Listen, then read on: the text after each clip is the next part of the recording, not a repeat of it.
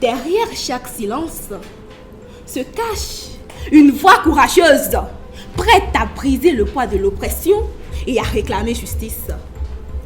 Madame la Présidente, chers membres du jury, je me tiens ici aujourd'hui pour plaider justice à ma cliente Houessi et à ses deux filles, Innocentia et Ayaba, meurtries par les actes abusifs de Sior Kofi. Votre honneur, permettez-moi de présenter les faits. Ma cliente Houessi, ici présente, a eu des rapports sexuels répétés avec son conjoint Sior Kofi sans son consentement, ce qui a d'ailleurs causé une inconscience. Ce même monsieur, votre honneur, qui n'a pas eu remords, c'est-à-dire pitié, a violé sa propre fille, je dis bien sa fille illégitime, de 5 ans, votre honneur, 5 ans. Ce même monsieur, déjà qu'un tel homme a le courage de violer sa propre fille, mais quel serait alors le sort réservé aux autres filles? C'est par cette affirmation que je dis que Ayaba, une fille de 15 ans, étant sous la responsabilité de ma cliente, s'est faite violer par ce même monsieur. Votre honneur, et si on parlait de responsabilité? Une question me taraude l'esprit, et si vous me le permettiez, j'aimerais bien vous la poser. Madame la Présidente, qu'entendez-vous par responsabilité? J'apporterai notre attention sur la loi numéro 2008-07 portant Code de procédure civile, commerciale, administrative et sociale en son article 1240 nouveau. Toute fait quelconque de l'homme qui a porté atteinte à une autre personne oblige celui par la faute duquel est arrivé à le réparer. Cela voudrait dire que ma cliente sera la première responsable de tout ce qui arrivera à Ayaba.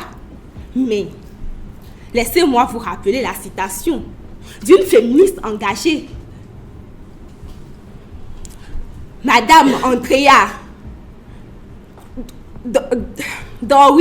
Dworkin, voilà, Madame Andrea Dworkin, qui a dit dans sa citation que la responsabilité d'une violence oblige entièrement celui qui a commis le crime et non celui qui a été subi, et non celui qui a subi la violence. Chers membres du jury, Madame la Présidente, il me serait nécessaire, voire primordial, de constituer l'infraction. Tout d'abord, concernant l'infraction légale, d'après l'article 553 du Code pénal, tout acte de pénétration sexuelle de quelque nature qu'il soit porté sur autrui par violence, contrainte, menace ou surprise est un viol.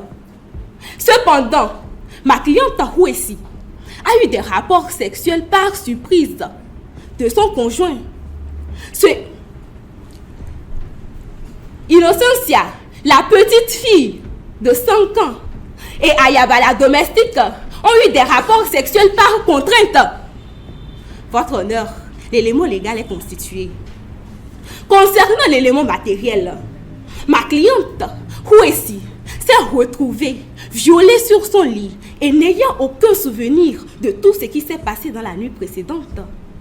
La petite fille Innocentia présentait des douleurs de bas-ventre et des saignements. Et Ayaba a changé de comportement. Elle réagissait bizarrement. Voici notre élément matériel.